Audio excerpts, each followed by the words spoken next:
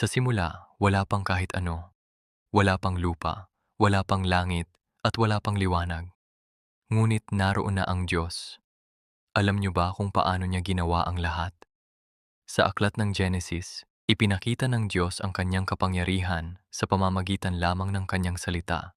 Ang 6 na araw ng paglikha. Sa unang araw, sinabi ng Diyos, magkaroon ng liwanag, at naghiwalay ang liwanag at dilim. Sa pangalawang araw, nilikha niya ang kalawakan upang ihiwalay ang tubig sa itaas at sa ibaba. Sa pangatlong araw, lumitaw ang tuyong lupa at nilikha ang mga halaman at punong kahoy.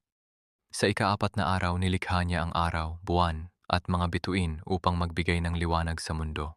Sa ika-5 araw, pinuno niya ang dagat ng mga isda at ang langit ng mga ibon. At sa ika-6 na araw, nilikha niya ang mga hayop sa lupa at ang pinaka-espesyal sa lahat, ang tao na nilikha ayon sa kanyang sariling wangis.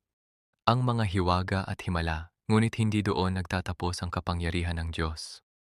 Sa buong Biblia, makikita natin ang mga hiwaga o misteryo na nagpapatunay na walang imposible sa Kanya.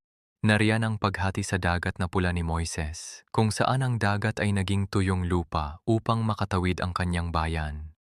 Nariyan ang pagpigil sa pag-ikot ng mundo o ang paghinto ng araw noong panahon ni Joshua para manalo sila sa labanan.